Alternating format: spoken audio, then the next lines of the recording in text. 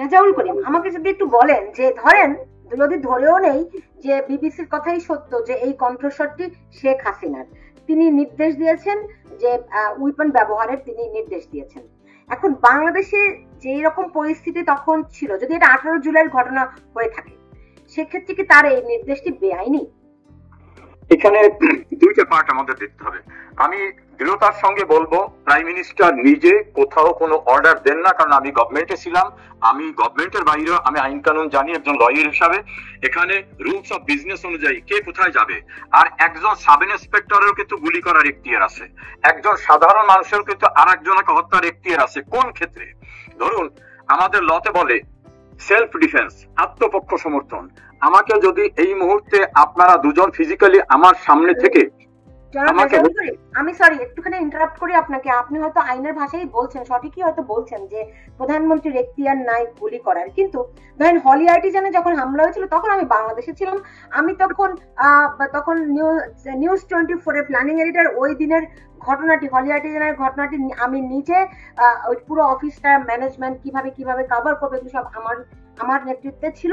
সেই দিন আমি দেখেছি যে প্রধানমন্ত্রী নিজে ওই ঘটনা মনিটর করছেন প্রাইম মিনিস্টার অফিসে বসে, আপনার নিশ্চয়ই মনে আছে। এবং তিনি তখন আইজিপি ছিলেন বেনজির আহমেদকে এরকম একটা নির্দেশ দিয়েছিলেন বলে আমার মনে আছে। এখানে আমি আপনাকে একটু কারেক্ট করি, সেই রাতে আমি একাধিক টেলিভিশনে এই প্রসঙ্গে আলোচনা করতে গিয়েছিলাম, কাজে আমার স্মৃতিতে এটা কোনটাই বিস্তৃত হয়নি। মাননীয় প্রধানমন্ত্রীর অর্ডারটা গুলি করে এরকম অর্ডারটা ছিল না, ওনার অর্ডারটা যেটা ছিল লফুল অর্ডার ছিল, উনি গুলি করে মানুষ মারে এই জাতীয় অর্ডার ছিল না। আর আমি যেখানে কথাটা বলা শুরু করেছিলাম, আমাদের দেশে দণ্ডবিধি একটা আইন, সেই আইনের 300 ধারায় যদি কেউ কাউকে খুন করে তার যাবজ্জীবন কারাদণ্ড বা মৃত্যুদণ্ড হতে পারে, কিন্তু খুন করার পরেও তার কিছুই হবে না যদি সে প্রমাণ করতে পারে যে আমাকে হত্যা করার চেষ্টা করার সময় আমি নিজেকে বাঁচাবার জন্য অর্থাৎ আত্মপক্ষ সমর্থনের জন্য আমি তাকে সেই মুহূর্তে আক্রমণ না করলে আমাকে মেরে ফেলতো। কোর্টে কিন্তু সেলফ ডিফেন্স বলে এটাকে, আত্মপক্ষ সমর্থন।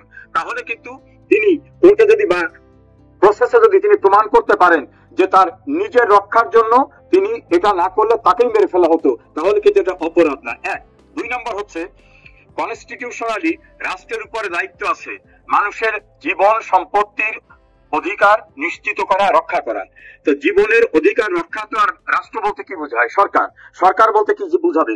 এইটার যে উইং আছে সেই উইং এ ল এনফোর্সিং এজেন্সি, সেটা ল্যাব হতে পারে, পুলিশ হতে পারে, আর্মি হতে পারে, যারা ওখানে ডিপ্লয়েড থাকবে। এখন ডিপ্লয়েড পার্সনরা যদি একটা জঙ্গি টিম কোথাও আক্রমণ করছে, আমরা হলি আর্টিজানের কথাটাই বলি, আপনি তখন দায়িত্বে ছিলেন একটা হাউসে, আমি ওই রাতে 3টা টেলিভিশনে টক শোতে করেছি। এই সময় কিন্তু ওই জায়গায় যারা বাইরের মানুষ ছিল তাদের রক্ষা করার জন্য, শত্রুকে নিবৃত করার জন্য যদি প্রয়োজন হয়, তাহলে সেই শত্রু যারা অন্যকে হত্যা করবে, সেই ক্ষেত্রে অন্যের জীবন রক্ষার জন্য যারা হত্যার চেষ্টা করছে ওখানে, তাদেরকে নিবৃত করার জন্য যদি মাইক অ্যানাউন্স করার পর বলা হয় তোমরা সারেন্ডার করো, যদি না করে তখন কিন্তু তাকে গুলি চালাবার এখতিয়ার দেওয়া হয়েছে। ওই যে সাংবিধানিক আইনে বললাম, মানুষের জীবন এবং সম্পত্তি রক্ষার জন্য সাংবিধানিক যে ম্যান্ডেট, সেই ম্যান্ডেটকে ইনফোর্স করার জন্য হলি আর্টিজানের তখন হয়েছিল। এখন আমি পাশাপাশি এই সাম্প্রতিক যে ঘটনাটা নিয়ে আজকে বিবিসি রিপোর্টটা, এটাকে যদি আমি বলি, ধরেন যদি দেখা যায় পুলিশকে মেরে ফেলা হচ্ছে, যেমন বাংলাদেশের 400-র উপরে থানা আক্রমণ করে গর্ভবতী মহিলা, পুলিশ কনস্টেবল সহ সবাইকে বাইরের থেকে তালাবদ্ধ করে মেরে ফেলা হচ্ছে, তখন কিন্তু বাঁচার জন্য যদি তারা গুলি করে, সেই গুলিতে যদি আক্রমণকারীদের কেউ মারা যায়, এটা আত্মরক্ষার জন্য তার গুলি করা। যদি দেখা যায় মেট্রো রেল, পদ্মা সেতু, টেলিভিশন বা সরকারি স্থাপনা ধ্বংস করে দেওয়া হচ্ছে, তাকে নিবৃত করা যাচ্ছে না, তারা শুধু ওটাকে ধ্বংস করবে না, তারা খুন খারাপি করবে, সেই মুহূর্তে রাষ্ট্রের সম্পত্তি রক্ষার জন্য পুলিশ তো সেখানে বাঁশি বাজিয়ে ফুল নিয়ে তাদেরকে ভাইরা বিরত হন, এটা করবে না। কাজে লিগাল অ্যাসপেক্টসে আপনি যেটা বলছেন সেই জায়গায় ফিরে আসি, তাহলে ওই সিচুয়েশনে গুলি করে যারা খুনের উদ্দেশ্যে বা উন্মত্ত, তাদেরকে বিরত করার বিকল্প পথ না থাকলে এই খুন করার জন্য বা এই গুলি করে নিবৃত করার জন্য যদি কোনো ঘটনা ঘটানো হয়, সেটা আইনের দৃষ্টিতে কোনোভাবেই অপরাধ হিসাবে গণ্য হবে না। বুঝতে পেরেছি। ধরেন কেপিআই ভুক্ত এলাকায় যখন হামলা চলে, মেট্রো রেল যখন হামলা হয়, কিংবা বিটিভি ভবন হাই কেপিআই ভুক্ত এলাকা, তখন তো এটির নিরাপত্তা নিশ্চিত করা একটা বড় দায়িত্ব হয়ে যায়। আমি যদি জিজ্ঞেস করি নিজুম মজুমদার আপনাকে, বিবিসির প্রতিবেদনে আমরা ধরেন অনেক কিছু দেখলাম, কিন্তু আসলে কিছুই দেখলাম না। এমন কোন ঘটনা কি আছে যেটি সত্যি সত্যি তারা অনুসন্ধান করে বের করেছে? ধরেন আজকে তাজুল ইসলাম দাবি করেছে সামাজিক যোগাযোগ মাধ্যমে যে এই অনুসন্ধান বিবিসি করেনি, আমরাই আগে করেছি। তার ট্রাইব্যুনালের কথা বলছে, সে দাবি করেছে এরকম সামাজিক যোগাযোগ মাধ্যমে। অন্যদিকে আমি যদি দেখি, আমি কি জানতে চাই, আমি যদি শুরুতে আমার উপস্থাপনার শুরুতে আমি বলেছিলাম 7.62 গান কোথা থেকে আসলো, কারা ব্যবহার করলো, আমি জানলাম না। তো এই অনুসন্ধানে কারা স্নাইপার দিয়ে গুলি করলো, আমি তো জানলাম না। কতজন পুলিশ এখন পর্যন্ত মারা গেল, সেটিও জানলাম না।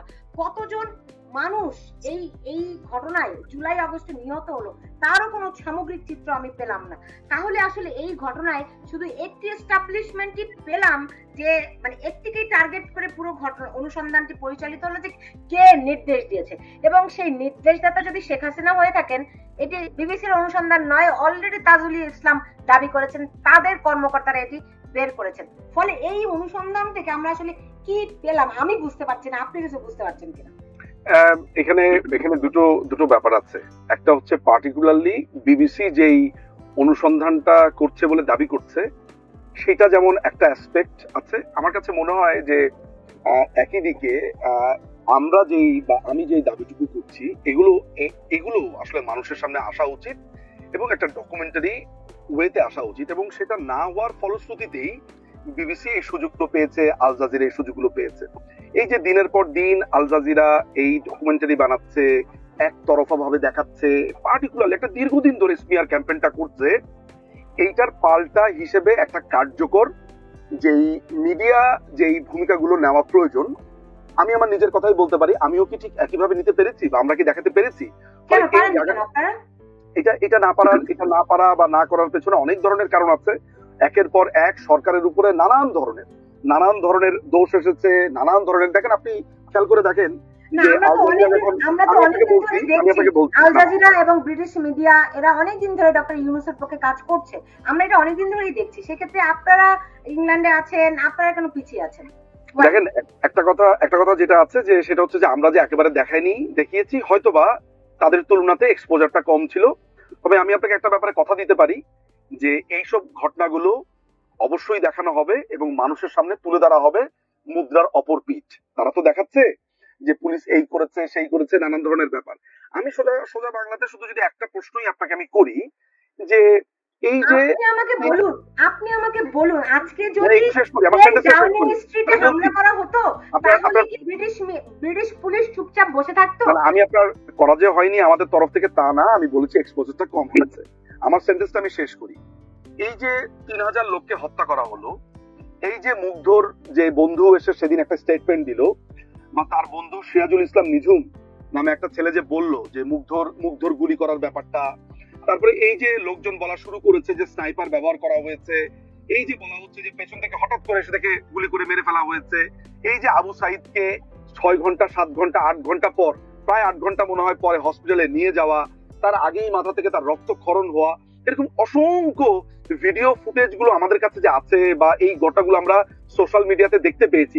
যেমন ধরেন একটা ছোট্ট আমি উদাহরণ দিয়ে আপনাকে যদি আমি শুধু বোঝাই, সেটা হচ্ছে যে পুলিশ 6টা গুলি মেরেছে, রাবার বুলেট মেরেছে, আমরা দেখতে পেলাম যে পায়ে হাত দিয়ে আপনার আবু সাইদ বসে গেল, একেবারে জলজ্জান্ত ভাবে আমরা দেখলাম। আমরা শুধু এতটুকু দেখে সিদ্ধান্তে চলে আসছি যে পুলিশের গুলিতে মারা গেছে, অথচ মানুষ নিজের চোখে দেখলো সে তার পায়ে হাত দিয়েছে, মানুষ নিজের চোখে দেখলো তাকে নিতে গিয়ে 2 বার ফেলে দেওয়া হলো, মানুষ নিজের চোখে দেখেছে যে সে পুলিশকে লাঠি দিয়ে পেটালো, মানুষ নিজের চোখে দেখলো তার মাথা দিয়ে রক্ত পড়লো।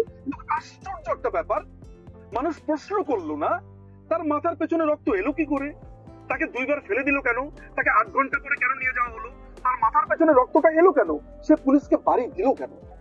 এই যে মানুষকে, এই যে মানুষ, এই জন্য আমি আপনার প্রোগ্রামে আমি অসংখ্যবার বলেছি যে বাংলাদেশের মানুষকে আপনি স্টেরিওটাইপ গদ্য বলেন, সেই স্টেরিওটাইপ গল্প শুনতে খুবই পছন্দ করে, সে স্রোতের বিপরীতে যেতে চায় না।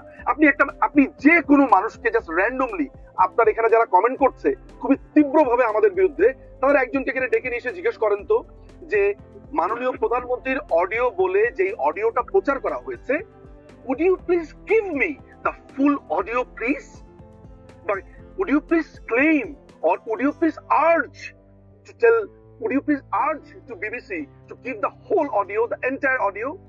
কেউ আছে এটা বলার যে আমি কি পুরো অডিওটা শুনতে পারি, আমাকে কি পুরো অডিওটা দেবেন? নেই। আমি কি বলতে পারি যে আপনি যে খণ্ডিত চিত্র দেখাচ্ছেন আমি কি পুরো ফুটেজটা পেতে পারি?